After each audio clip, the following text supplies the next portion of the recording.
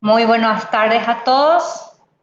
Eh, Espero que hayan tenido una buena semana. En el día de hoy vamos a empezar la clase con el del módulo 3 de patentes. Nos acompaña en esta tarde la doctora Gabriela Talavera. Creo que ya no es necesario hacer mayores presentaciones, pues ya conocemos a esta brillante docente que nos acompaña el día de hoy. Así que, bueno, la temática va a ser siempre la misma. Cualquier duda, consulta que tengan, está el chat disponible para las preguntas y vamos a ir haciéndolas al docente eh, en forma simultánea. Así que, doctora Gabriela, bienvenida y gracias por acompañarnos el día de hoy. Hola, ¿me escucha?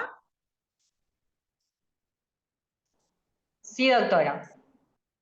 Muy buenas tardes a todos. Un gusto compartir nuevamente contigo, Pamela, con todos los coordinadores y organizadores del diplomado y sobre todo con los alumnos y alumnas que nos están siguiendo las clases. Ya estamos en el módulo 3, así que de a poquito vamos llegando a la culminación del diplomado. No sé si ya puedo compartir mi pantalla. Me avisan si es que no se ve.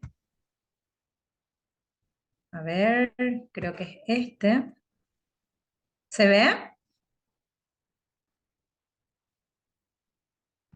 No, ¿Se ve mi profe. pantalla? ¿Todavía? Aún no, profe. Ahora sí. ¿Está ahí? Sí, bueno.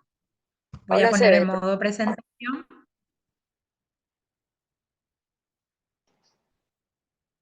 Uy, ahí. ¿Se ve? Sí, Bueno. ¿Me ven? ¿Se ve bien y me escuchan bien, verdad? Sí, perfecto, doctora. profe. Sí, Bueno, doctora. bueno. Bueno, muy buenas tardes a todos. El día de hoy estamos con la tercera clase del módulo, uy, me pasé de largo, del módulo 3, que es referente a patentes y otros tipos de invenciones. La semana pasada tuvieron la oportunidad de participar o de seguir las clases de patentes inicialmente y luego las de dibujos y modelos industriales. El módulo 3 se enfoca principalmente en lo que son las invenciones y otro tipo de figuras científicas y la protección pertinente de este tipo de figuras. En la clase de hoy vamos a hablar específicamente de la protección de la información confidencial y otros tipos de datos científicos fuera de lo que ustedes vieron la semana pasada, que son las patentes de invención, los modelos de utilidad y los dibujos y modelos industriales. Entonces, adentrándonos a la clase de hoy, ¿qué sería un secreto comercial o qué sería un dato o alguna información secreta, por así decirlo? ¿Qué les parece que puede ser? ¿Qué les parece que se podría proteger dentro de esta categoría? Sería, como ya lo dije, algún tipo de información secreta, algún dato confidencial, Una fórmula. una fórmula, muy bien, algún estudio reservado, en fin, son informaciones, datos, cuestiones que no son conocidas, evidentemente no están en el dominio público y por ende tienen un valor comercial, evidentemente, y por ende entran dentro de una categoría de la propiedad intelectual. De esta manera, en la clase de hoy vamos a hablar de los secretos comerciales, como mencionaron las fórmulas, y por otro lado, de la protección de datos, se les conoce como protección de datos no divulgados o comúnmente conocidos como datos de prueba que se utilizan para obtener la aprobación de la comercialización de las patentes. Es decir, no es suficiente obtener un registro, una patente. Ustedes la semana pasada vieron en los videos que hay un proceso por el cual se tiene que pasar en la DINAPI para obtener el registro, una patente de invención. Cuando se tiene la patente, todavía no se puede comercializar, se requiere de otra autorización que es otorgada por la Dirección Nacional de Vigilancia Sanitaria, que es DINAVISA, en donde el titular de esa patente tiene que adjuntar cierta información, entre ellos datos, que de alguna manera demuestren la viabilidad de ese medicamento para el uso y para su comercialización. No me quiero adelantar, tenemos diapositivas al respecto, pero bueno, le estoy dando una pequeña introducción. Así que adentrándonos a la primera parte, vamos a dividir la clase de hoy en dos partes. La inicial, la que vamos a iniciar ahora, es la primera referente a secretos comerciales. Vamos a hablar sobre la legislación pertinente, un poquito de concepto, los requisitos y los factores que son necesarios para, primeramente, para que se considere como un secreto comercial y segundo, para que tengan la protección debida. Un comparativo entre lo que son los secretos comerciales y las patentes de invención y algunos casos y ejemplos que voy a mencionarles hoy en clase.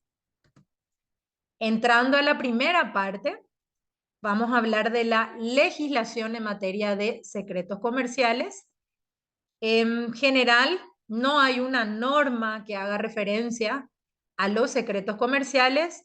Ahora sí, hay varias normas jurídicas que diríamos que en general hacen referencia a información bajo reserva. De esta manera podemos observar la protección de este tipo de información confidencial en el ámbito civil, penal, en el laboral, en el administrativo y obviamente de propiedad intelectual. En lo que hace referencia al área penal, tenemos los artículos 147, 148 y 315 de la ley 1160/97, Código Penal. En lo que hace referencia a el ámbito civil y comercial, tenemos los artículos 37 y 108 de la ley 1034/87, Código del Comerciante.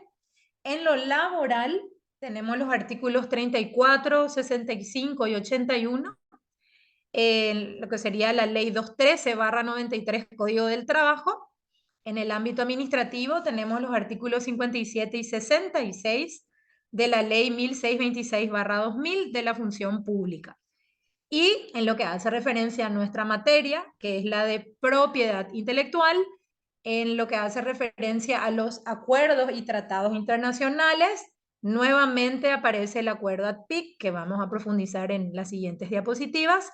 El Convenio de París, en su artículo 10 bis, el acuerdo ADPIC es en el artículo 39, perdón que no lo mencioné anteriormente.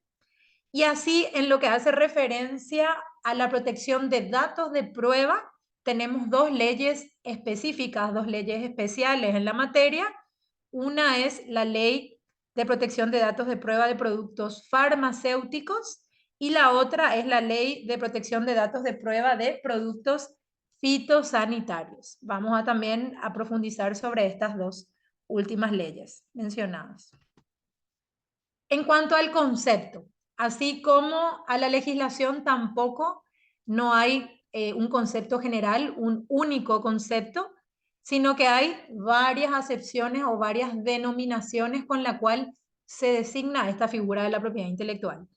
Ya lo mencioné: secreto comercial, secreto industrial, secreto profesional, asuntos de carácter privado. Aquí quiero destacar que en las leyes que mencioné en los distintos ámbitos se mencionan bajo distintas acepciones, es decir, por ejemplo, en el Código Penal se menciona una manera, en el Código Civil de otra, en la Ley de Propiedad Intelectual de otra manera y así sucesivamente. En cuanto a la definición, encontré estas dos que me parece que son relevantes. La OMPI, que es la Organización Mundial de la Propiedad Intelectual, define a los secretos comerciales como derechos de propiedad intelectual sobre información confidencial que pueden ser vendidos o concedidos en licencia. Otra definición que también me pareció importante es la dada por Mittelman, Octavio Mittelman, es todo aquel conocimiento que mantenido en reserva es útil a una empresa o persona, pues representa una ventaja competitiva en el rubro de la actividad pertinente.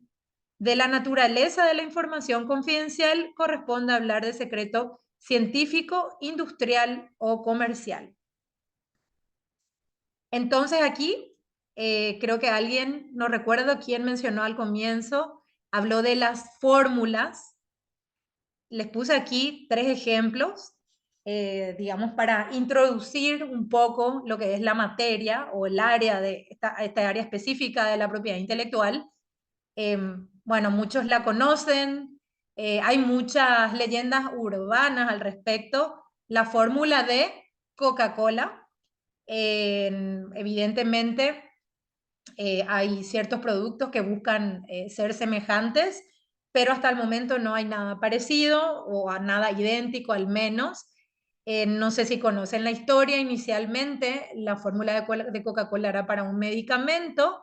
Bueno, después de ser desarrollada terminó siendo lo que todos conocemos, esta gaseosa tan famosa que además de, bueno, el sabor y el producto sí también tiene o es objeto de una campaña publicitaria, digamos, muy más que conocida. Yo diría que se invierte mucho, tiene mucha publicidad, tiene mucho marketing, la vemos en todos lados.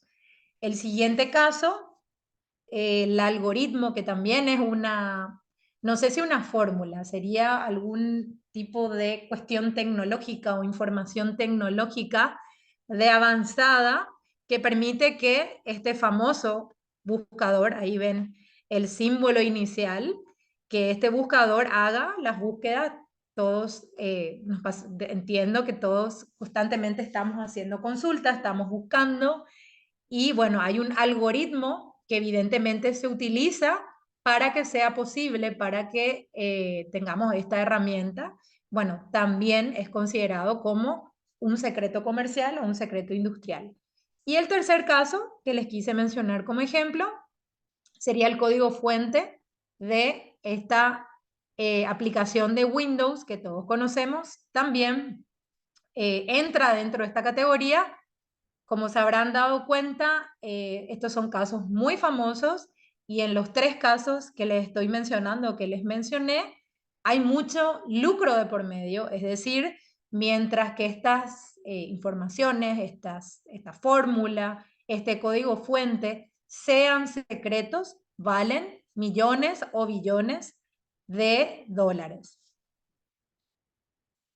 En cuanto a los requisitos para su protección o para que sean considerados como secretos industriales, quiero mencionarles que el acuerdo ATPIC en su artículo 39 establece que las personas físicas o jurídicas tienen la posibilidad de impedir que la información que esté legítimamente bajo su control se divulgue a terceros o sea adquirida o utilizada por terceros sin su consentimiento, de manera contraria a los usos comerciales honestos, en la medida en que dicha información, 1, sea secreta, en el sentido de que no sea como cuerpo o en configuración y reunión precisa de sus componentes, generalmente conocida ni fácilmente accesible para personas introducidas en los círculos en que normalmente se utiliza el tipo de información en cuestión, y tenga un valor comercial por ser secreta, y finalmente haya sido objeto de medidas razonables en las circunstancias para mantenerla secreta tomadas por la persona que legítimamente la controla. Como verán, a más de haber un reconocimiento expreso por parte de este acuerdo internacional de que nos estamos refiriendo a una propiedad intelectual, es decir, que esto goza de una protección, al mismo tiempo este acuerdo también nos dice cuáles son los requisitos para que entre dentro de esta categoría. Primero, ya lo dijimos anteriormente, tiene que ser secreta, no tiene que estar en el dominio público, no tiene que ser conocida. Segundo, tiene que tener un valor comercial. Es decir, que, como les mencioné, el caso del algoritmo de Google o el código fuente de Microsoft, mientras que eso sea secreto y no se puede acceder, tiene un valor comercial. ¿Por qué? Porque la competencia no puede ofrecer esos mismos productos o productos similares o de la misma calidad. Entonces, mientras sea secreto y evidentemente eso implique un lucro para la empresa en favor a los competidores, entonces también se cumple con este segundo requisito del valor comercial. Y finalmente, aparte de ser secreta y de tener un valor comercial, el dueño de ese secreto o de esa información confidencial tiene que adoptar todas las medidas necesarias, razonables, idóneas para mantener en secreto. Si yo, por ejemplo, soy la dueña, supongamos la gerente, la CEO de Coca-Cola, y vengo y les dejo la fórmula aquí en la mesa de fácil acceso, o me olvido en un lugar en donde hay muchas personas, y evidentemente eso está accesible, no se cumple con este tercer requisito, y por lo tanto no entra dentro de esta categoría. En cuanto a los factores pertinentes o relevantes para obtener la protección, aquí les puse 3 ejemplos o 3 situaciones que se pueden dar. El primero, cuando el nivel de divulgación de la información es por fuera de la compañía, es decir, la información se difunde fuera de la empresa. En ese caso, las posibilidades de que tal conocimiento pueda ser un secreto industrial tutelable son bastante bajas. El segundo caso, cuando el nivel de divulgación de la información entre los empleados de la compañía, o sea, sería el caso de la divulgación de la información entre los empleados de la compañía, si la información se difunde entre un número elevado de empleados sin que existan acuerdos de confidencialidad de por medio, en ese caso disminuyen las posibilidades de que tal conocimiento pueda ser un secreto industrial tutelable. Y el último caso, que el nivel de medidas adoptadas por la compañía para mantener la confidencialidad de la información, si las medidas son razonables en función de la información protegida, entonces aumentan las posibilidades de que tal conocimiento pueda ser un secreto industrial tutelable. Entonces, como verán, aquí nuevamente mencionamos como un requisito o como un factor relevante que el titular del secreto o el titular de la información confidencial realice todas las medidas necesarias para que esa información sea mantenida en secreto.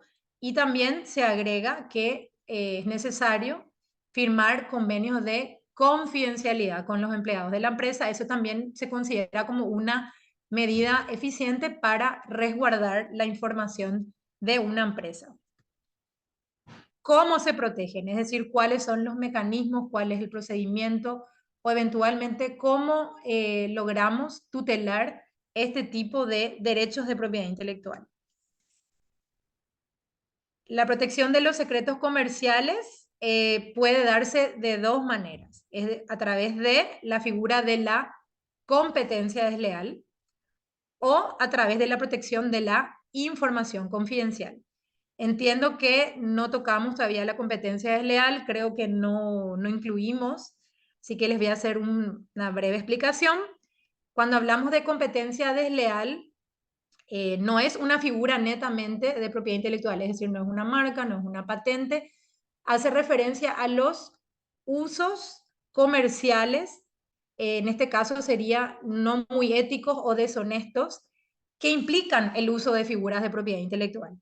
La competencia desleal también se puede dar en otras áreas, pero lo que a nosotros nos interesa es lo que hace referencia al, por ejemplo, uso indebido de una marca, de repente una empresa que trata de alguna manera de vincularse con una marca notoria. De repente están los casos cuando hay competencias, algún mundial de fútbol o algún mundial de un deporte famoso. De repente empresas que no tienen, por ejemplo, derechos de patrocinio, de alguna manera buscan vincularse. Por ejemplo, se dio el caso de que la empresa X no tenía algún contrato, pero por ejemplo se ponía fuera del estadio o ponía sus marcas fuera del estadio u otro caso en que una empresa que no tenía o no era patrocinante envió a personas con gorros o con remeras al estadio y en fin, son ciertas prácticas poco éticas, desleales en el comercio que implican el uso de figuras de propiedad intelectual. Y en lo que hace referencia a la segunda forma de proteger, sería lo que hace referencia a la información confidencial, que como les mencioné, hay leyes específicas, como el caso de la protección de los datos de prueba en el ámbito farmacéutico y en el ámbito fitosanitario. Se considera que el espionaje industrial o comercial, el incumplimiento contractual y el abuso de confianza son prácticas desleales respecto de la información secreta.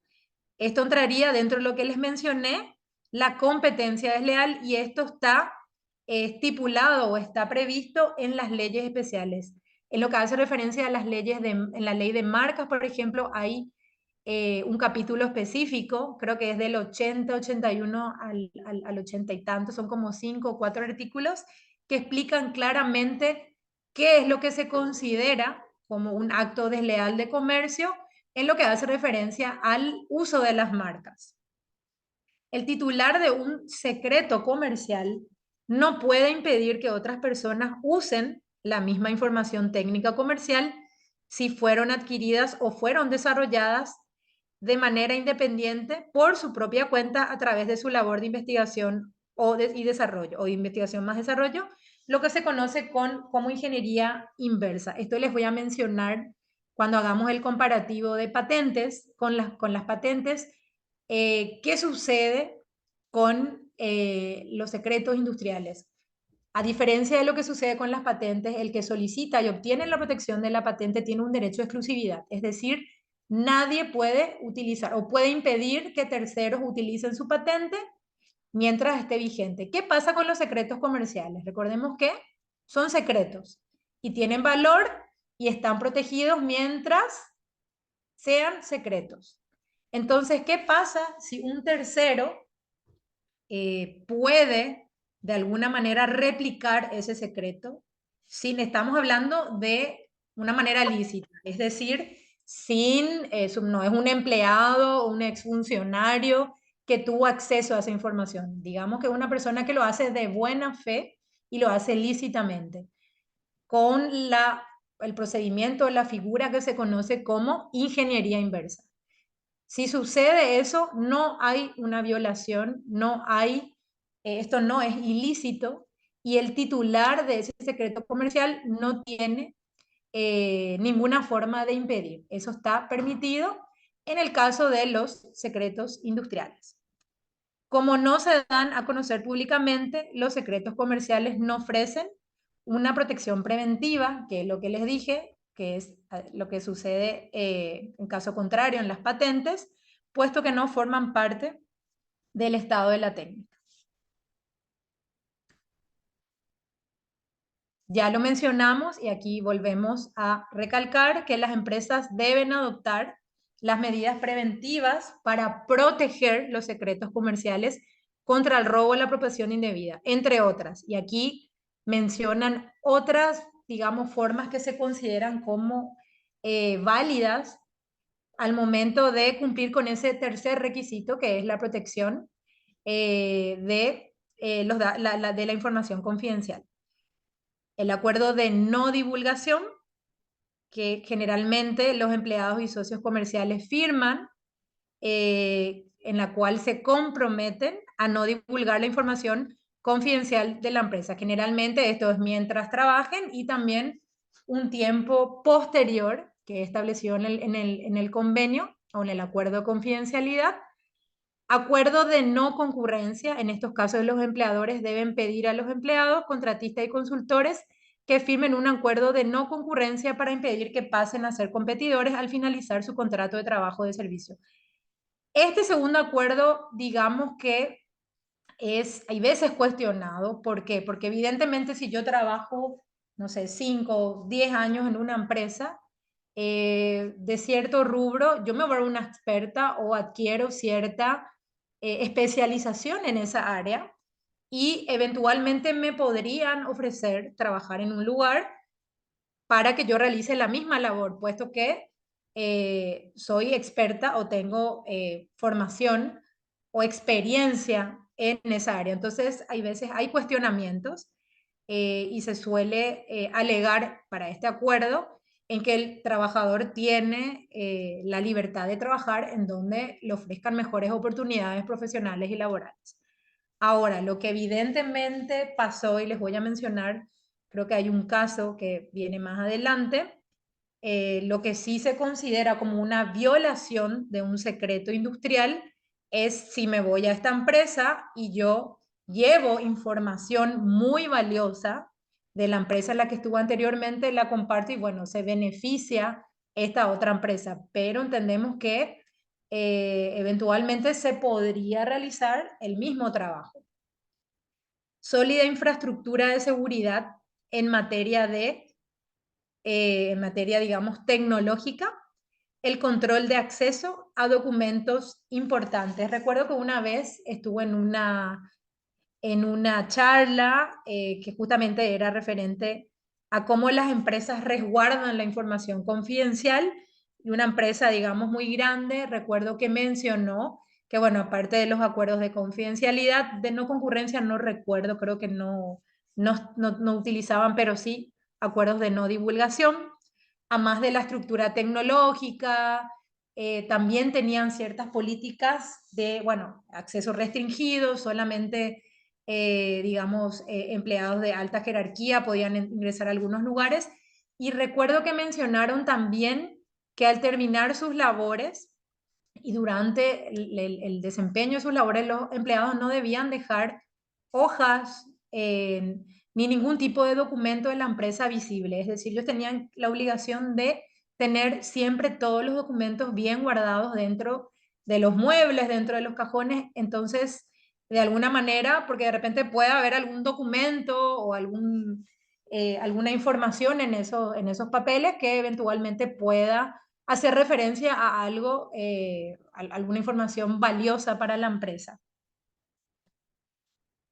Esto sería un comparativo de, como ya les adelanté, de la figura de las patentes de invención que ustedes dieron la semana pasada versus lo que serían los secretos comerciales. Inicialmente tenemos que ambas figuras buscan estimular actividades creativas e innovativas. Luego tenemos, en cuanto al alcance de la protección, tenemos que en el caso de las patentes, cuando se otorga un registro de patente, hay un derecho exclusivo conferido por el Estado, en este caso, al titular de la patente, que tiene la facultad de impedir que terceros, una vez obtenido ese registro, tiene la potestad o la facultad de impedir que terceros utilicen esa patente sin su consentimiento. No se da lo mismo con los secretos comerciales. Recordemos que no hay un registro, la autoridad no le otorga un registro al titular ese secreto, sino que está resguardado por el titular, por la empresa, y bueno, tiene las eventuales figuras que les mencioné, lo que sería la competencia desleal o en el caso de los datos de prueba. Bueno, la otra diferencia que cuando hablamos de los secretos comerciales son secretos, no se dan a conocer, y recordemos que a la inversa, en el caso de las patentes, para poder obtener un registro necesariamente se tiene que presentar la solicitud, describir la patente, presentar las reivindicaciones, el resumen, los dibujos, etc. Es decir, se comparte información relevante sobre la patente a los efectos de obtener el registro. La otra diferencia que encontramos es que los secretos comerciales no requieren un registro. Recordemos que simplemente el titular de ese secreto tiene que resguardar la información, mientras que en el caso de las patentes necesariamente tiene que haber un registro de por medio para poder tener ese derecho o ese derecho sobre esa patente y eventualmente poder entablar acciones en el caso de que se dé una infracción. En cuanto a la duración, los secretos industriales o secretos comerciales tienen una duración indefinida mientras se mantengan en secreto, mientras que las patentes tienen una duración limitada, recordemos que es de 20 años contados desde la solicitud de la patente. En el caso, les había mencionado la ingeniería inversa, no se da una infracción o no se considera que hay una infracción si es que se adquiere de buena fe a través de la ingeniería inversa. En el caso de las patentes, el uso de la patente, un tercero que utiliza una patente sin el consentimiento del titular comete una infracción. Y finalmente, la última distinción entre estas figuras, que los secretos comerciales tienen un efecto inmediato de protección y en el caso de las patentes, la protección se da una vez que se obtiene el registro correspondiente.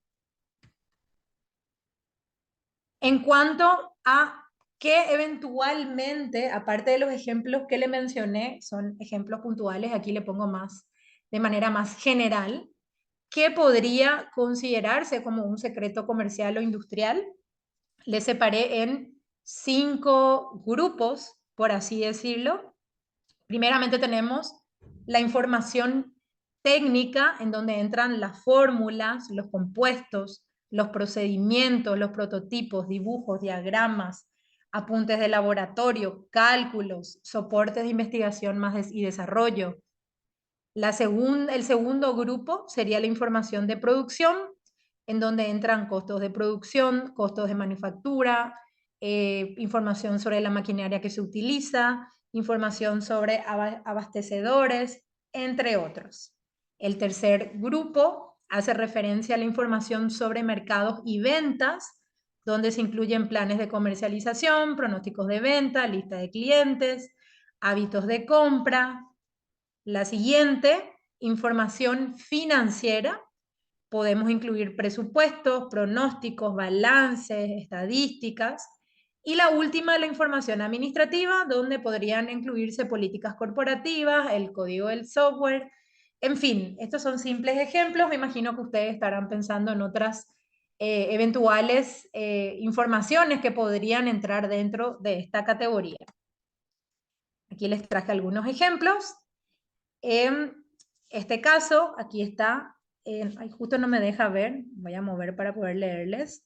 Nobel Inc., el caso de Nobel Inc., en donde se resolvió, esto fue en el año 98, ahí tienen la sentencia, donde evidentemente consistía en una demanda por un uso indebido o un supuesto uso indebido de un secreto industrial.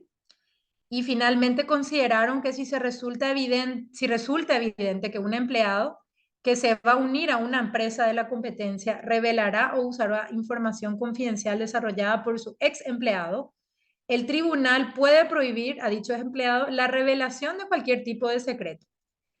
Esta teoría se basa en que, dada la finalización de la relación laboral de una persona con una empresa y en virtud de las funciones que desarrollara en la nueva compañía contratante, será inevitable que el empleado utilice los secretos de su ex empleador en beneficio de su actual patrón.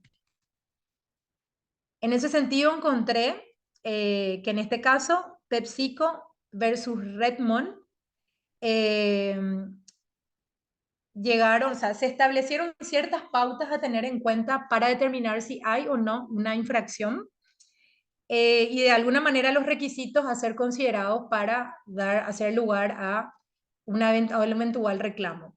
Entonces, primeramente, se habla de la posibilidad de un peligro inmediato. También se mencionan los antecedentes de la conducta del empleado. En el caso en cuestión, William Redmond era un gerente de ventas de Pepsi. Recibió la oferta a un puesto similar en la competencia, que era la empresa de Gatorade. La empresa argumentó que Redmond tenía información estratégica, es decir, PepsiCo tenía información estratégica sobre el plan de comercialización de gaseosas y lo demandó invocando el acuerdo de confidencialidad. Este señor entonces trabajaba, digamos, en un puesto directivo, tenía acceso a una información valiosa y había firmado un acuerdo de confidencialidad. Finalmente, se consideró que este empleado o ex empleado en este caso debía permanecer inactivo durante 6 meses y se le prohibió en forma permanente la revelación a su nuevo empleador de cualquier detalle de los planes de Pepsi. Entonces, como verán, la empresa comprobó que en su momento se resguardó la información. Como resguardaron, le hicieron firmar un acuerdo de confidencialidad. Este señor, de alguna manera, violó este acuerdo. Entonces, el tribunal consideró que se daban los requisitos y resolvió, digamos, que este señor esté inactivo por 6 meses y que, bueno, después de esos 6 meses evidentemente podría volver a trabajar, pero sí hay una prohibición ya, digamos, permanente de no utilizar la información adquirida mientras estuvo en la otra empresa. El siguiente requisito es la identificación concreta de la información protegida, es decir, se debe necesariamente acreditar el conocimiento del ex empleado de la información confidencial. El siguiente requisito, que las tareas del ex empleado sean o son similares a las desarrolladas en su anterior empleo, de manera que le sería prácticamente imposible no aprovecharse de los conocimientos pertinentes. Y el último requisito o el último punto a ser considerado, la actitud de la empresa competidora. Aquí, bueno, se consideró que la contratación de personal y no una persona determinada para lograr el acceso a la información confidencial. Bueno, estas empresas eran competidoras y evidentemente el señor fue a un puesto similar o al mismo puesto y tenían, o se consideró que tenían la intención de usar la información, digamos, valiosa a la que accedió este señor en su trabajo anterior. Este es otro caso. Esto ocurrió en el año 2016. Era un empleado de Google, Anthony Lewandowski. Repentinamente dejó la empresa y empezó a trabajar en Uber. Pasado un tiempo, se dieron cuenta, digamos, los representantes de Google, que esta persona había accedido a cierta información, había descargado más de 14.000 ficheros y que mayormente estaban protegidos, o sea, tenían contraseña, no era una información, digamos, de fácil acceso, y que de alguna manera compartió esa información con la empresa competidora, que era Uber en este caso. Se planteó una demanda, finalmente se llegó a un acuerdo entre las partes, en virtud de la cual Uber se comprometió a entregar el 1% de sus acciones a Google como compensación, y evidentemente esta persona fue despedida de Uber. No terminó ahí el caso. El FBI, recordemos que de alguna manera se dio también una conducta ilícita, además de no solamente lo que es el secreto comercial, sino lo que fue el descargo de los ficheros. Entonces se inicia una investigación por parte del FBI y en el año 2020 finalmente sentenciaron a esta persona a 18 meses de prisión y al pago de $95.000 más una compensación de $756.499. Fin, entonces, digamos que en lo que hace referencia al secreto comercial, por así decirlo, hubo un acuerdo entre las partes, pero después terminó siendo condenado porque se consideró que hubo un hecho punible. Este caso fue en Francia. La empresa cosmética L'Oréal demandó por espionaje industrial al grupo Guinot, líder en el Instituto de Belleza de Francia y con centros en muchos países. Se consideró, no, fue al revés, perdón, Guinot demandó a L'Oréal. Consideraba que la empresa de cosmética francesa había espiado al grupo Instituto de Belleza para obtener ciertos conocimientos de sus habilidades para captar clientes. Es decir, de alguna manera se infiltraron y accedieron a, digamos, cierta información, ciertos procesos que se daban en Guinot y que eran bastante eficientes para atraer clientes. Se llevaron a cabo investigaciones por las autoridades policiales y judiciales y finalmente el Tribunal Comercial de París sentenció o consideró que ciertos elementos de la empresa Guinot habían sido apropiados por L'Oréal. Además, también se consideró que L'Oréal utilizó medios desleales para apropiarse de información de un competidor directo. En ese sentido, se ordenó a L'Oréal pagar la suma de 370.000 euros a Guinot. Y bueno, acá dice que también no es la primera vez que sucede esto, sino que ya se dieron casos en otros países. Y finalmente, creo que este también es otro caso de General Motors. También hace referencia a una apropiación indebida de secretos industriales. Hace mención al español José Ignacio López de Arriortúa. Era un ejecutivo, un alto ejecutivo de General Motors.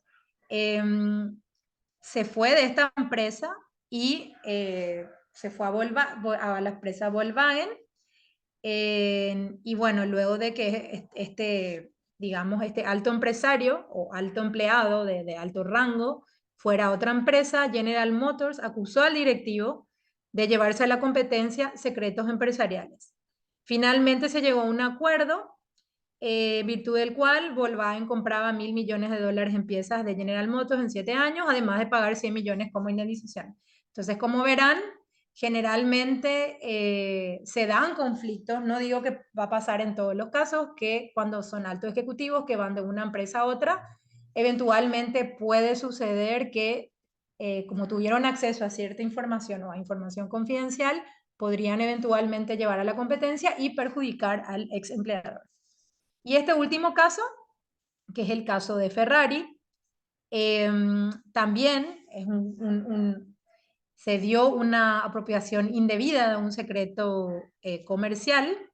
Se dio el enfrentamiento entre McLaren y Ferrari, fue en el año 2017. En este caso, el involucrado fue Nigel Stepney, que era el jefe de mecánicos de Ferrari. Digamos que estaba enojado con la empresa y filtró el desarrollo de ciertos componentes del vehículo de McLaren. Finalmente esta escudería terminó reconociendo el espionaje y pagó 40 millones de euros de multa y quedó fuera de la competencia. Creo que estamos bien de tiempo. Aquí, bueno, ya calculé nuestro receso. No sé si, creo que nos queda tiempo para preguntas. No sé si quieren hacer preguntas sobre esta primera parte o quieren ir al receso y luego dejamos las preguntas para el final. No sé qué les parece mejor.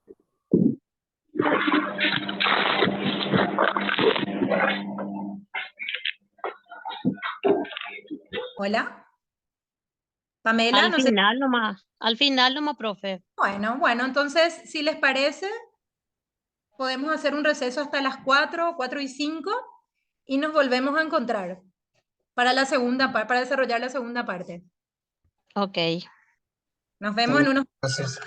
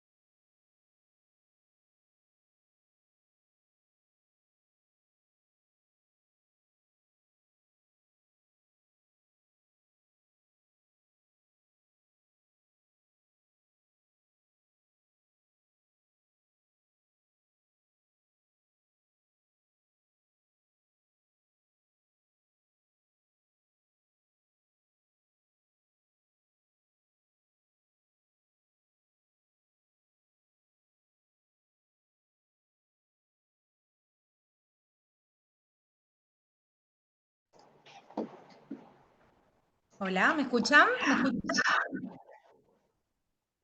Sí, doctora, estamos listos para continuar con la segunda parte de tu clase.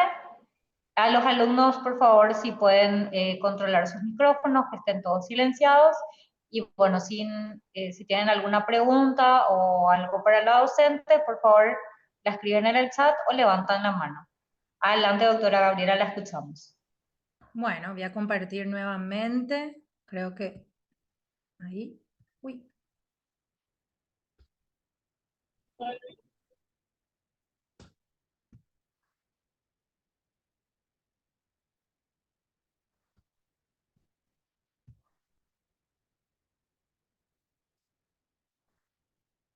¿Me avisan si pueden ver?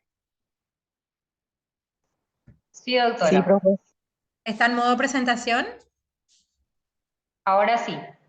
Bueno, espero que así como la ranita hayan tomado café, se hayan parado un poquito, caminado, relajarse un poco para lo que viene ahora, que es un poquitito más complicado, no se asusten. Doctora, sí, antes de empezar, tenemos una consulta de una de nuestras alumnas. Nos dice Elida Dávalos, muy buenas tardes, ¿podrías darnos un ejemplo de ingeniería invertida? De ingeniería inversa. Bueno, puede darse en el ámbito tecnológico o puede darse, por ejemplo, digamos, no sé, un celular. Bueno, por ahí puede ser una patente. Estamos hablando de algo que no está patentado y que tiene valor por ser secreto. Bueno, la fórmula de Coca-Cola, para no complicarnos.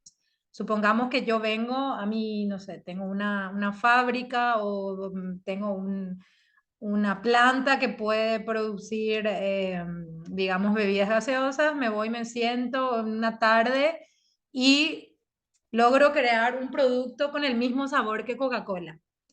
Como no está patentado, recordemos que la fórmula de Coca-Cola no es patente. ¿Por qué no es patente? Porque la empresa no presentó ninguna solicitud inicialmente y porque no compartió cómo se lleva a cabo, cómo se elabora, cómo se produce la fórmula eh, de esta bebida gaseosa. Entonces, en ese caso sería se da una ingeniería inversa o en algo tecnológico, digamos algún dispositivo o algún tipo de producto tecnológico. Entonces, digamos que yo soy muy versada en tecnología, me siento, no está patentado. Recordemos que hay una diferencia entre patente y entre secreto industrial. Los secretos son secretos, es decir, no son públicos, no están en el dominio público, no hay forma de acceder. Entonces yo digamos, tengo este artefacto tecnológico, me siento y de alguna manera logro reproducir el mismo artefacto. Es por eso muy importante que cuando se está trabajando en una innovación, el titular de esa innovación defina, tiene que sentarse y hacer un balance y determinar, bueno, ¿quiero patentar o quiero que esto sea un secreto comercial? Por eso les hice ese cuadrito, por eso les mostré, para que ustedes entiendan que no se puede tener las dos cosas. En clases anteriores les hablamos que puede darse la posibilidad de que un producto utilice una marca, utilice una patente, utilice un dibujo, pero en lo que hace referencia a los secretos industriales versus las patentes, no son compatibles. Es decir, hay que optar entre uno u otro al momento de definir cómo se desea proteger esa innovación. No sé si quedó clara la pregunta y si hay alguna otra pregunta, con muchísimo gusto les contesto. Sí, tenemos otra pregunta, doctora, y dice, en el caso de los metadatos, así como en la información que generamos todos los días en las redes sociales, tendencias, hábitos de consumo, etcétera, ¿eso es considerado secreto comercial de la empresa propietaria? Ejemplo, Facebook, Meta. Muy buena pregunta. Recordemos cuál es el primer requisito para que hablemos de un secreto industrial que sea secreto.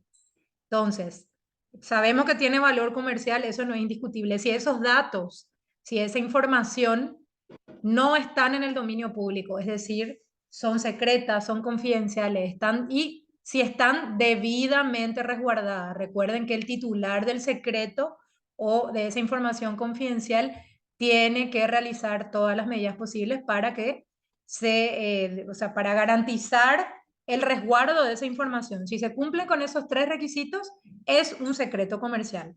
Ahora, si eso está disponible y es de fácil acceso, entonces no es un secreto comercial. Y bueno, como ya les mencioné, por eso es muy importante que cuando uno va a desarrollar algo, cuando está desarrollando algo, siempre se preocupe de proteger y de resguardar de la mejor manera posible esa innovación.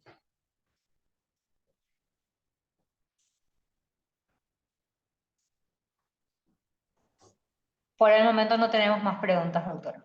Bueno, de todas maneras, si a medida que voy hablando les surgen preguntas y no quieren olvidarse, pueden hacerlo en el chat y con muchísimo gusto dejamos para el final, indistintamente, si quieren hacer preguntas sobre esta primera parte o sobre la segunda parte que vamos a iniciar ahora. Gracias, Pamela. Continúo con la segunda parte. ¿Pueden ver bien? ¿Me escuchan bien? Sí, doctora, profe. se le escucha. Bueno, como les adelanté al inicio de la ponencia, la clase de hoy está dividida en dos partes.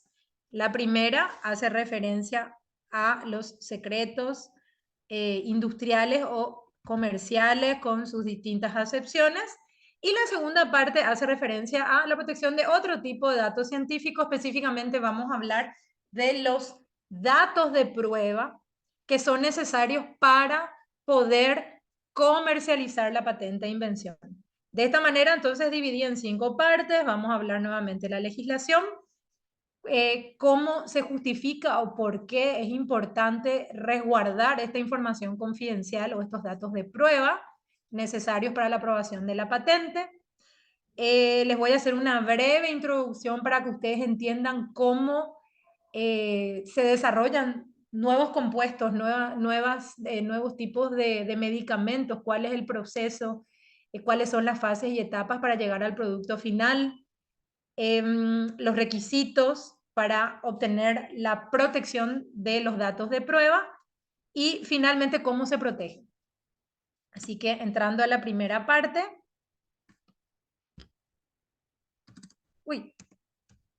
que sería la legislación, nuevamente recordemos que como les mencioné anteriormente, lo que es la protección de la información confidencial o de los datos confidenciales, en los tratados internacionales se menciona lo que hace referencia a la competencia desleal. Esto está mencionado en 2 convenios internacionales el Convenio en su artículo 10 bis, y el acuerdo ADPIC en su artículo 39. Estos dos artículos hacen referencia a los usos desleales dentro del comercio. Todas aquellas prácticas que de alguna manera involucran un uso comercial poco íntegro, poco honesto, poco leal y que involucra figuras de propiedad intelectual. Y en lo que hace referencia a los datos de prueba, en nuestro país contamos con dos leyes específicas. La primera es la 3283 del año 2007, que hace referencia a la protección de la información no divulgada y los datos de prueba para los registros farmacéuticos, y la ley 3519 del año 2008, que se refiere a la protección de los datos de prueba solicitados por la autoridad sanitaria para la aprobación de productos fitosanitarios. Vamos a hablar de estas dos leyes más adelante. Entonces, ¿cómo se justifica o por qué es importante o relevante resguardar este tipo de información? Evidentemente, cuando hablamos de la salud, esto hace que sea sumamente importante la protección. Sin datos que aseguren la eficacia, seguridad y que los productos en cuestión o los productos farmacéuticos no son tóxicos, estos productos que utilizan nuevas entidades químicas, evidentemente no va a haber un interés de los que están desarrollando estos medicamentos de seguir investigando o de seguir produciendo este tipo de medicamentos. Como ya les mencioné, a más de la patente de invención para poder comercializar ese medicamento, se requiere de un registro sanitario. Esto es otorgado en el caso de las patentes farmacéuticas por la Dirección Nacional de Vigilancia Sanitaria, DINAVISA, y en el caso de los productos fitosanitarios por la CENAVE. Cuando hablamos de datos de prueba, nos referimos a un conjunto de información científica que generan los laboratorios para demostrar la eficacia, la seguridad, la calidad de un producto médico ante la autoridad gubernamental. Esto se conoce como, en el caso de los productos farmacéuticos, datos de prueba farmacéuticos, y en el caso de los productos fitosanitarios, datos de prueba de productos fitosanitarios. Les había mencionado, y de hecho aquí les incluyo un breve resumen, una breve explicación de cómo se da la investigación en el ámbito científico, es decir, cómo se desarrolla una nueva entidad química, un nuevo producto medicinal para algún tipo de afección o tratamiento médico. Inicialmente, la primera etapa sería la del descubrimiento, en donde mayormente se da la síntesis de nuevas moléculas. En esta etapa se hace un estudio de bibliografía del ramo para crear la nueva estructura de moléculas a sintetizarse. Así también se da la síntesis química de una nueva sustancia. La siguiente etapa, que hace referencia a la investigación preclínica o básica, incluye ensayos farmacológicos y toxicológicos en animales de laboratorios o en materiales no humanos o tejidos humanos que brindan orientación sobre el perfil y una acción nueva sobre una nueva sustancia. La tercera etapa hace referencia a la investigación clínica, que se desarrolla ya aquí, en este caso, en seres humanos, siempre en consideración a las normas de buena práctica clínica. A su vez, esta etapa consta de tres fases. La primera es la de ensayos humanos, la siguiente de ensayos exploratorios y la tercera de ensayos terapéuticos confirmatorios. Seguidamente, una vez que se pasa por las tres etapas anteriores, continuamos con el registro, que hace referencia a la introducción del producto y su posterior venta. En este caso, inicialmente entonces se hace una introducción del producto en el mercado con todos los datos necesarios para el registro sanitario pertinente. También se incluye un dictamen farmacológico, toxicológico, clínico y otros informes médicos. Y finalmente se incluye la autorización de comercialización. En lo que sería la última etapa de la investigación, se incluyen los ensayos de post-marketing, en donde se consideran ensayos farmacológicos, toxicológicos en animales de laboratorio, con materiales no humanos o tejidos humanos que brindan orientación sobre el perfil y nueva acción de una nueva sustancia. Así que como verán, desarrollar una nueva entidad o un nuevo medicamento no es nada sencillo. Leí en varios materiales que lleva de 8 a 12 años. Evidentemente hay mucha inversión de tiempo, de dinero, de recursos humanos, y evidentemente los que invierten, estamos hablando de los datos necesarios para demostrar la eficacia del medicamento, para demostrar que no es tóxico, que, digamos, cumple la función para la cual se está investigando, para la cual fue creado. Entonces, evidentemente, esos datos tienen un valor y la autoridad sanitaria, en este caso Dinavisa para los productos farmacéuticos y Senave para los fitosanitarios, piden estos documentos para otorgar la autorización correspondiente de comercialización. Imagínense que una vez que uno comparte esos datos, esto sea accesible para todo público. ¿Quién va a querer invertir dinero, tiempo y recursos humanos si esa información luego va a tener que ser compartida y digamos que todo ese esfuerzo no va a ser de alguna manera recompensado? Es por eso que se crean o se dan estas leyes de protección de datos de prueba. No solamente existen en Paraguay, existen en todo el mundo y bueno, eso varía de país en país, pero es por eso que surge esta necesidad de proteger estos datos. Leí también que en algún lugar hace unos días que se mencionaba que también podría considerarse como una figura o una nueva figura de propiedad intelectual o una extensión de la protección de la patente. ¿Por qué? Porque se le da un plazo de protección, digamos, diferente a ese compuesto médico o fitosanitario. Entonces, bueno, hay mucha discusión al respecto, pero como les mencioné, en nuestro país se optó por incluir esas leyes y bueno, están vigentes desde su fecha de promulgación.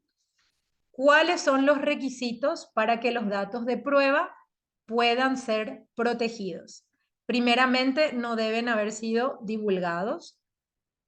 El segundo requisito, que versen sobre nuevas entidades químicas y que su elaboración suponga un esfuerzo considerable. Y el tercer requisito, que se trate de una nueva entidad química que se utiliza por primera vez. En cuanto a la protección, al igual que los secretos comerciales, existen dos formas de proteger. Tenemos a través del uso comercial desleal, conforme les mencioné, lo establece el ADPIC, el Acuerdo ADPIC y el Convenio de París, que se da de la misma forma que el secreto comercial, que son cuando se dan prácticas desleales, se recurre a la figura de la competencia desleal, o la segunda forma de protección a través de la exclusividad de datos, que al titular legitimado se le otorga en forma exclusiva el uso de esos datos. Ahora bien, me olvidé de mencionarles que paralelamente, es decir, supongamos que yo, Gabriela Talavera, titular de una farmacéutica, tengo protección de datos exclusivos de tal medicamento, pero resulta que María también hizo sus propios estudios clínicos. Ella también puede presentar y obtener la comercialización.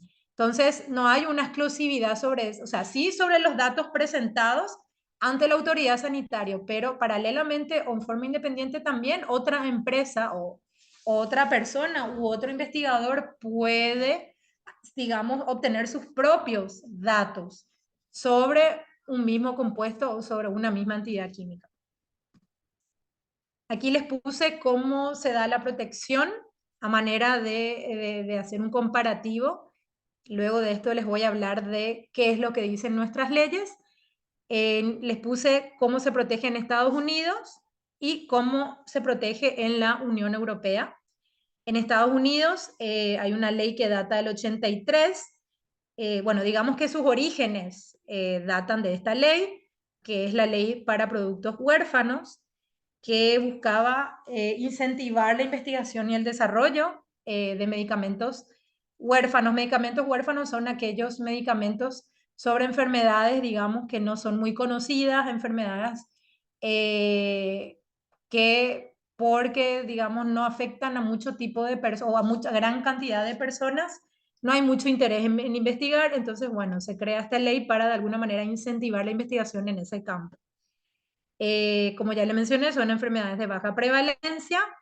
Se otorga una protección en cuanto a la comercialización en forma exclusiva por 7 años.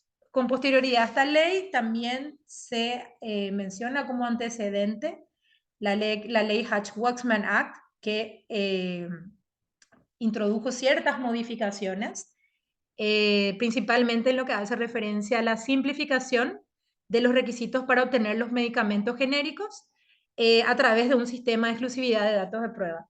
No sé si mencionaron en la clase de patentes qué son los medicamentos genéricos.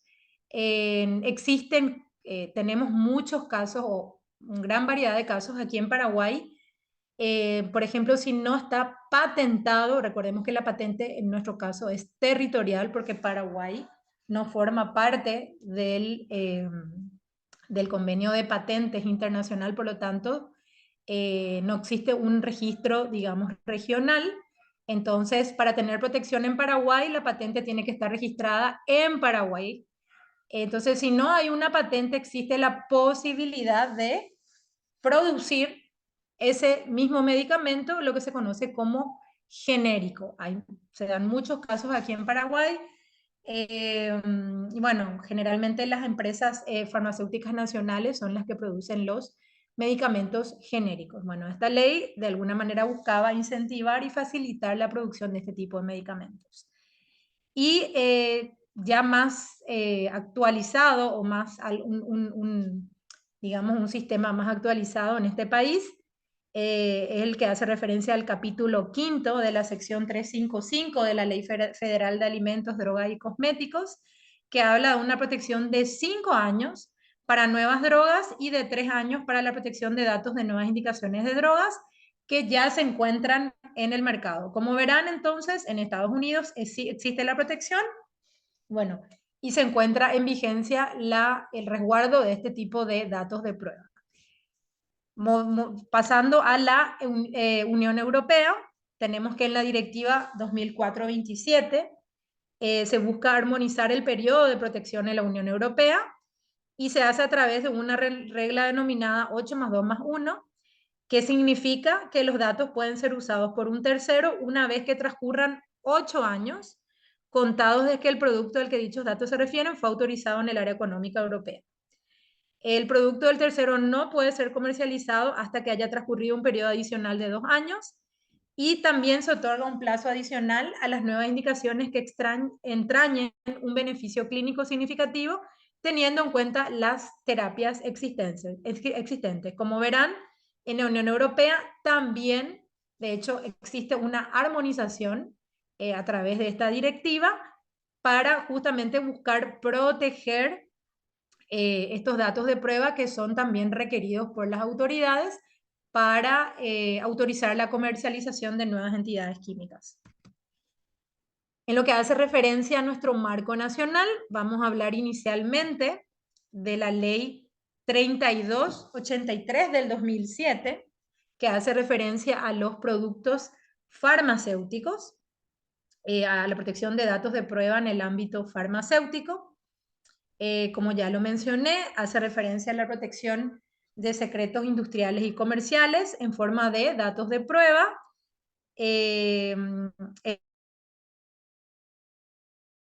Esta ley establece que una vez que se les otorgue la protección, los titulares pueden impedir el acceso, la divulgación, la utilización o la adquisición por terceros no autorizados de la información. Se conoce o se menciona este tipo de información como información no divulgada, que se entiende que es toda clase de información técnica o de negocios que sea secreta, tenga valor comercial y que sea debidamente resguardada. Nuevamente aquí se mencionan los 3 requisitos para que una información sea considerada como secreto comercial, en este caso, dentro de la categoría de los datos de prueba. Tiene que ser secreta, tiene que tener un valor comercial y debe el titular de esa información secreta o esa información confidencial tiene que velar por los mecanismos necesarios suficientes para que esta información se mantenga en secreto y para que se encuentre debidamente resguardada. En lo que hace a referencia de las conductas ilícitas o antijurídicas, nuevamente aquí se mencionan el incumplimiento de cláusulas contractuales, el abuso de confianza, violación de secretos. Se menciona en la ley los casos que se dan cuando personas que están en relación de dependencia, o sea, la responsabilidad que tienen las personas que guardan una relación de dependencia de no revelar ni usar la información. Este en el caso de durante el tiempo que se encuentran en esta empresa y luego de dejar de prestar sus servicios en esa empresa. Se habla de excepciones, en qué casos no habría infracción cuando esa información sea necesaria para proteger al público en lo que hace referencia al resguardo de la salud, nutrición y resguardo del medio ambiente. ¿Por cuánto tiempo otorga una protección nuestra ley? Un plazo de 3 años, una vez que se concede el registro de ese dato o de esa información no divulgada o información confidencial. Aquí les hice un pequeño resumen de lo que dice nuestra ley. Dice que aprobado el registro sanitario o una vez. Acá nomás tengo. Si pueden silenciar sus micrófonos, por favor.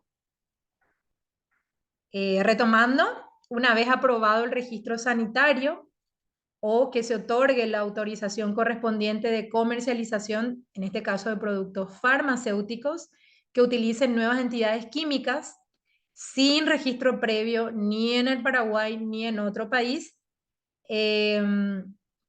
deberá necesariamente presentarse a la autoridad sanitaria local la información que acredite la eficacia e inocuidad del producto. Es decir, necesariamente para que se pueda comercializar un producto farmacéutico se requiere, como ya les adelanté, la autorización de la entidad pertinente, en este caso de INAVISA, y se tiene que presentar toda la documentación pertinente para demostrar la eficacia e inocuidad del producto.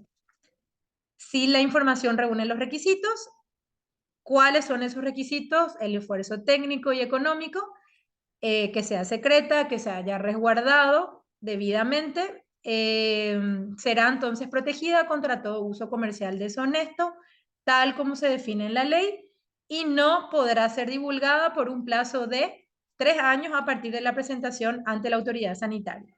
Las autoridades competentes pueden usar los datos de prueba sin divulgar la información protegida cuando sea necesario para estudios contemplados en las reglamentaciones sobre registro de productos farmacéuticos a los efectos de prevenir prácticas que puedan inducir al error al consumidor o para proteger la vida, la salud, la seguridad humana o el medio ambiente, o para prevenir el abuso de derechos de propiedad intelectual o la utilización de prácticas que limiten, obstaculicen o dilaten el registro de productos genéricos autorizados o que finalmente importen una limitación injustificada del comercio. Sigue diciendo nuestra ley que para el caso que los productos tengan un registro de autorización de comercialización en la República del Paraguay o en países definidos como de alta vigilancia sanitaria, o en el Mercosur, la autoridad sanitaria procederá a la aprobación o autorización de la comercialización de productos similares. Aquí sí dice nuestra ley que la autoridad sanitaria local, para otorgar la inscripción de las especialidades medicinales o farmacéuticas, solicitará que se presente la siguiente información: La primera, el nombre del producto, la fórmula, forma o formas farmacéuticas en que se presentará la clasificación farmacológica. La información técnica, en donde se incluye el método de control, periodo de vida útil, método de elaboración, y finalmente los proyectos de rótulos y etiquetas que tienen que contener lo siguiente: el nombre del laboratorio, dirección del mismo, nombre del director, nombre del producto, nombre genérico en igual tamaño y realce, fórmula por unidad de forma farmacéutica o porcentual, contenido por unidad de venta, fecha de vencimiento, forma de conservación, condición de venta, número de partida, serie de fabricación, y la leyenda medicamento autorizada por el Ministerio de Salud Pública y Bienestar Social. Como verán, cuando ustedes compraron un medicamento, todo lo que les mencioné, me imagino que se habrán fijado en el prospecto. Todo lo citado anteriormente se incluye, evidentemente, porque es un prerequisito que se solicita por la autoridad sanitaria pertinente para poder aprobar el producto en cuestión. Y además, también se agrega el proyecto de prospectos que producirá inscripciones no variables de rótulos, acciones farmacológicas y terapéuticas que se atribuyen al producto con indicaciones clínicas, advertencias, precauciones, y cuando corresponde el antagonismo, antidotismo y las interacciones medicamentosas y efectos adversos que puedan llegar a desencadenar, la posología, la dosis, forma de administración, presentaciones y habituación adictiva en caso de determinada forma de uso indebido. Nuevamente, me imagino que todos habrán comprado alguna vez un medicamento y habrán visto también en letras muy pequeñas y dentro del prospecto, pero también se incluye y se menciona justamente para cumplir lo que solicita la entidad sanitaria correspondiente. Y finalmente, en el caso de especialidades medicinales o farmacéuticas importadas en los países de adecuada vigilancia sanitaria, además de la información requerida en los incisos precedentes, se tiene que acompañar un certificado de la autoridad sanitaria del país de origen, el cual acredite que el producto en cuestión se encuentra siendo comercializado en dicho país. Sigue diciendo nuestra ley, y esto es muy importante, que la protección conferida por la ley, en este caso de protección de datos de prueba en el ámbito farmacéutico, no crea derechos exclusivos a favor de quien posea o ha desarrollado la información, y que el acceso por tercero a la información de manera contraria a los usos comerciales honestos dará derecho a quien la posea a ejercer las acciones civiles pertinentes. Recordemos que en el caso de las patentes no se da o en el caso de la competencia desleal, en el caso de que se quiera ir por esta vía, no se dan hechos punibles, o sea, no se dan sanciones penales. Nuestra ley solamente habla de sanciones civiles. No pasa lo mismo con las marcas, con los derechos de autor, con los dibujos y modelos industriales, en donde existe la vía para hacer el reclamo en el fuero penal.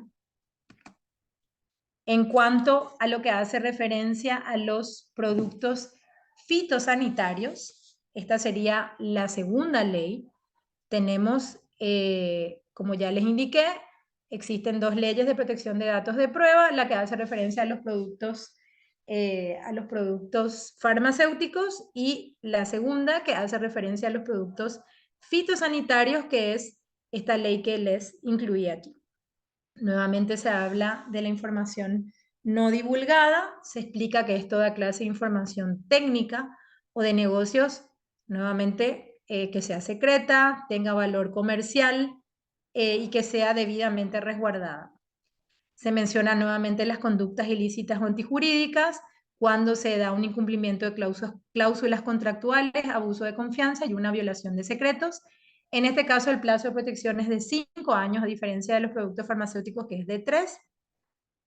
Se exceptúa dentro del ámbito de protección el nombre, contenido, origen de principios activos, métodos y recomendaciones de transporte, tratamiento de incendio y otros riesgos, disposición de envases y residuos, procedimientos de descontaminación de primeros auxilios, sumario de test de eficacia, análisis de residuos y de impurezas. Evidentemente, recordemos que mientras la información sea secreta, se habla de que hay una protección, pero cuando se conoce o cuando pasa al dominio público, deja de ser secreta y de tener la protección correspondiente.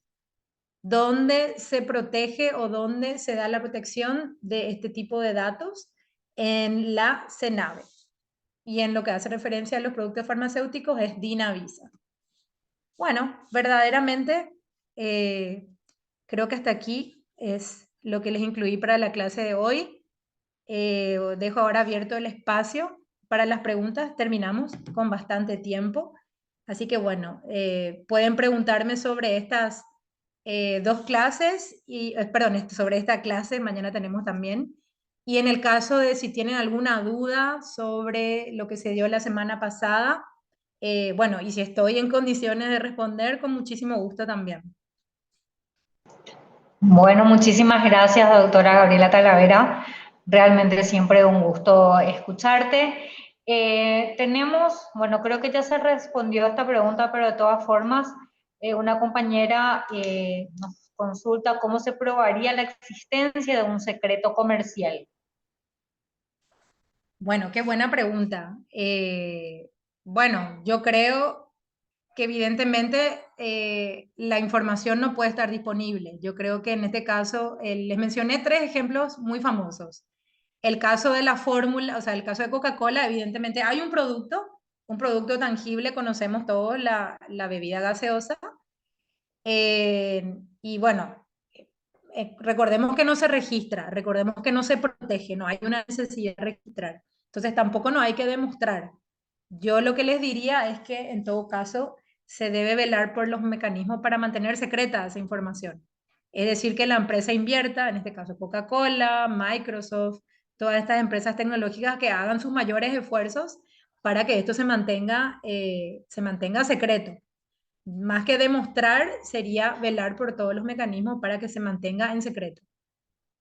No sé si contesté la pregunta, quedó claro. Pero yo no entiendo que no hace falta demostrar. Hay que resguardar ese secreto en todo caso. Claro, porque si se lleva a juicio, ya se pierde el valor del... Bueno, en realidad recuerden que en Estados Unidos, en esos casos que le mencioné, acá en Paraguay no encontré, no estamos todavía muy fogueados con el tema, pero recuerden que en ese caso, por eso es muy importante la pregunta que hace, no sé quién preguntó, si me decís el nombre.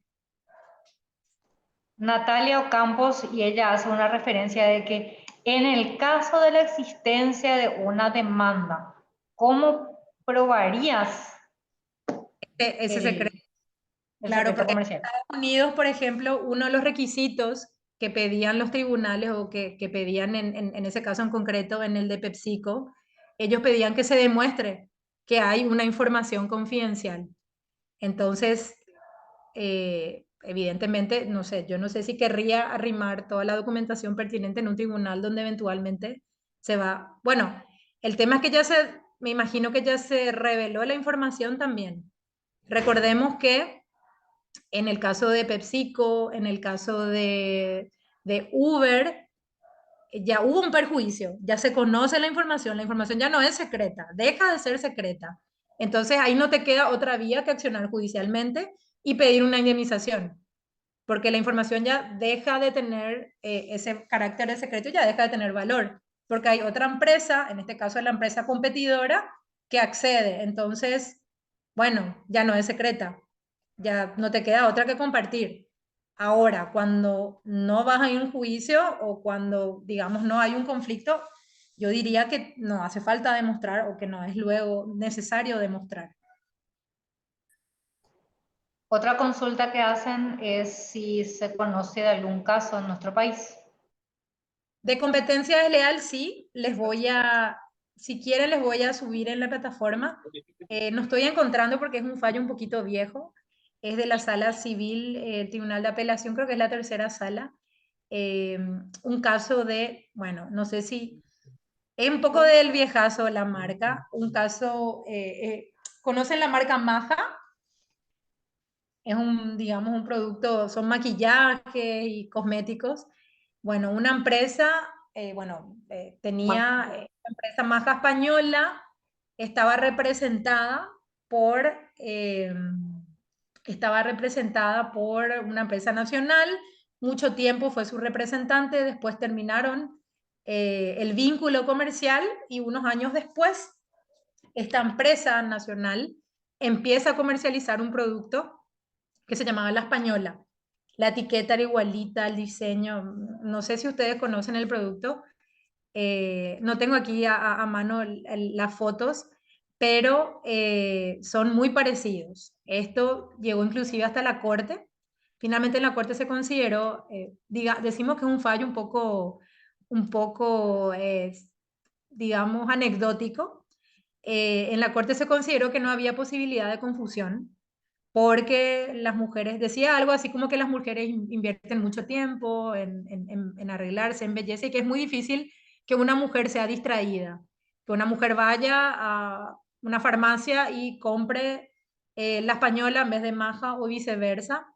Pero en el Tribunal de Apelación en lo Civil se consideró que había competencia desleal. ¿Por qué?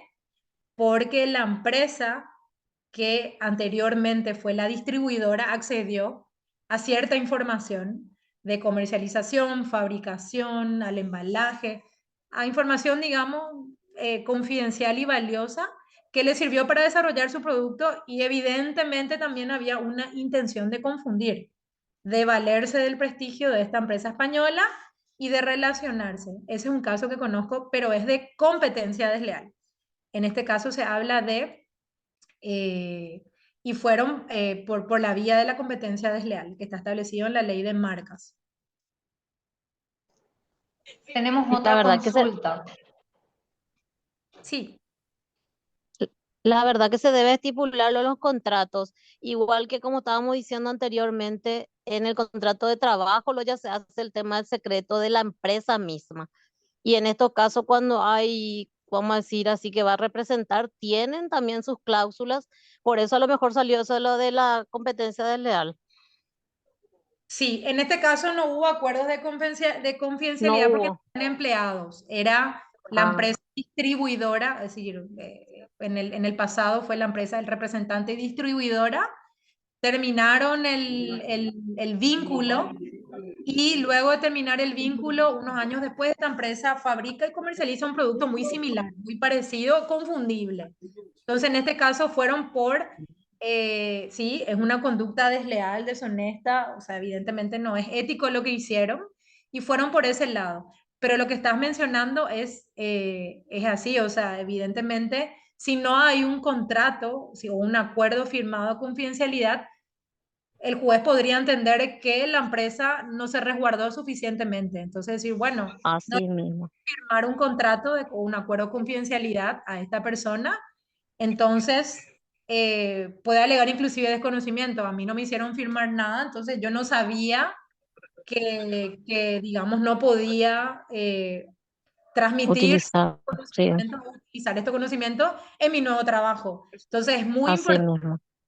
es muy importante que las empresas le hagan firmar acuerdo de confidencialidad. De hecho, se estila. Es muy Sí, frecuente. Y otro tema que también me parece sumamente relevante, nosotros somos pro mediación, todavía no entramos en esa parte, pero siempre van a tener en el último módulo es sobre mediación, y justamente esta figura de la propiedad intelectual es muy importante, lo que es la mediación, sobre patentes y secretos comerciales. ¿Por qué? Porque es información sensible, información que eventualmente no confidencial. dar a conocer. Entonces, supongamos que hay un conflicto entre dos empresas, y yo le sugeriría que antes de ir a un juzgado donde eventualmente podrían ventilar información sensible, vayan a la mediación. En el caso del Poder Judicial, que tenemos una oficina de mediación, me imagino que en la DINAPI también hacen la misma dinámica, se firma un acuerdo de confidencialidad. Todas las partes que participan de la audiencia firman un acuerdo de confidencialidad. Entonces, todo lo tratado en esa audiencia está resguardado porque las partes se comprometen a no divulgar. Entonces, aprovecho para adelantarles, ya van a tener clases con los expertos en el área de mediación, pero justamente, de hecho, las empresas ya estilan incluir dentro, cuando se suscriben contratos con otras empresas, el uso de la mediación. Ya se incluyen cláusulas en donde las partes se comprometen, en el caso de una controversia, a utilizar primeramente la mediación o algún método alterno de solución de controversias antes de ir a lo judicial o antes de judicializar.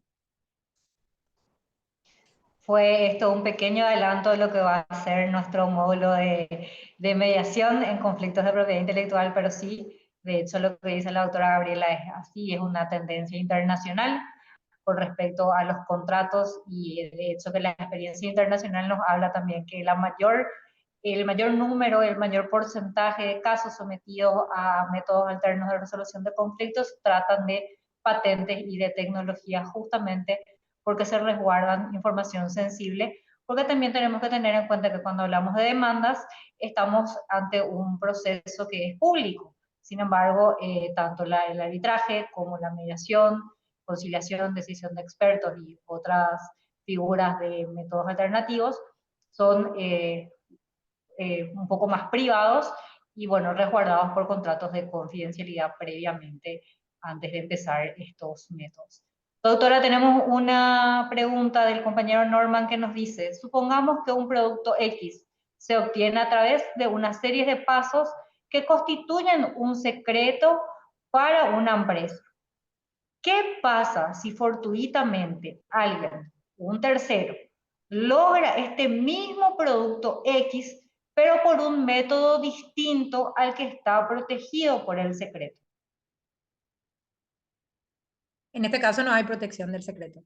Recordemos que ese es el riesgo del secreto comercial. Por eso, como ya les mencioné anteriormente, hay que hacer sentarse a decir, bueno, ¿quiero una patente o quiero un secreto? La patente, ¿qué pasa? Del momento que yo tengo el registro de la patente, tengo una exclusividad. El secreto es exclusivo mientras sea secreto. En el caso que menciona Norman, un tercero de buena fe, ese tercero no es empleado, ese tercero no forma parte, entiendo, en el planteamiento que es de esa manera, no forma parte de la empresa, no tuvo ningún tipo de contacto ni acceso a información, simplemente supongamos supongamos que es un producto X, compró el producto, se fue a su casa, se sentó, desarmó el artefacto y ve, ah, mira, tiene esto, esto, esto, yo puedo hacer algo igual.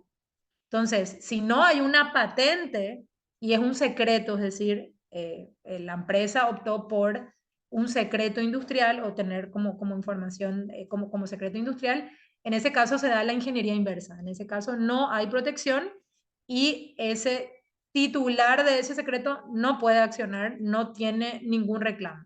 Por eso se habla en el caso de lo que hace referencia a la figura de la competencia desleal, usos desleales. En el caso que les mencioné de Maja, se probó que había un vínculo.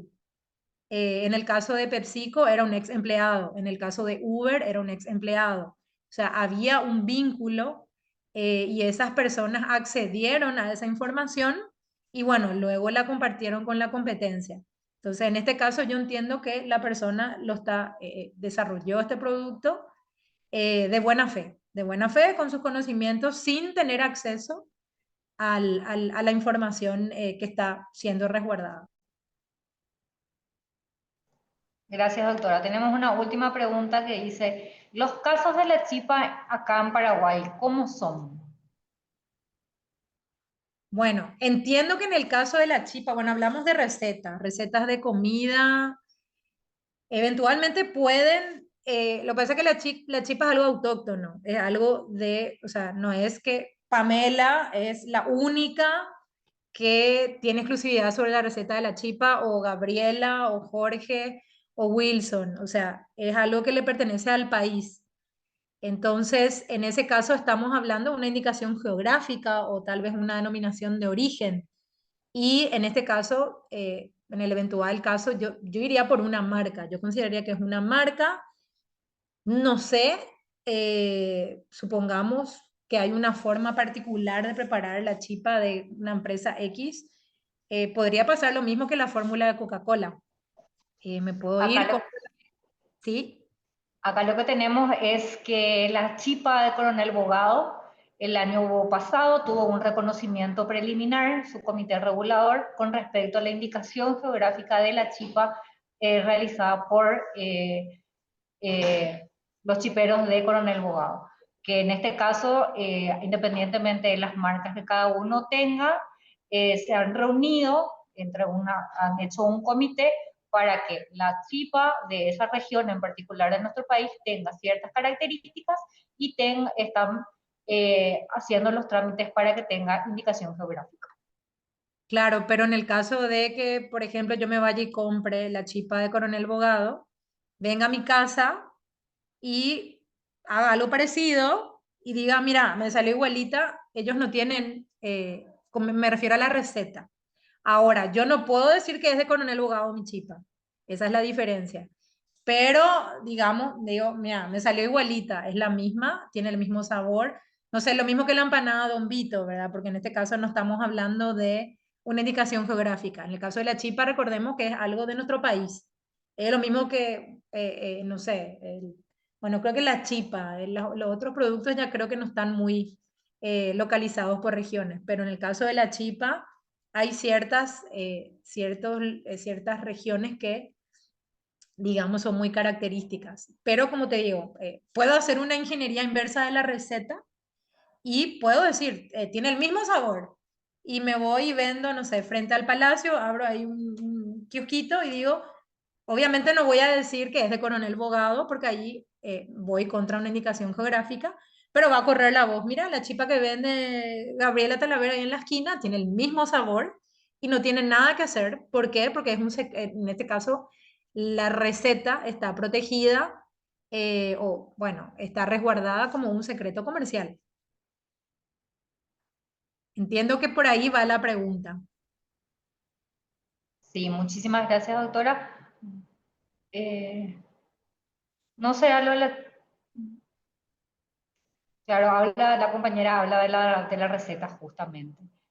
Bueno, creo que ya no hay más preguntas. Agradecemos a la doctora Gabriela Talavera por su tiempo, por su magnífica ponencia y nos encontramos el día de mañana por este mismo link también, así que muchas gracias a todos.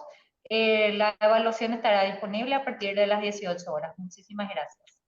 Gracias. Gracias. Hasta luego.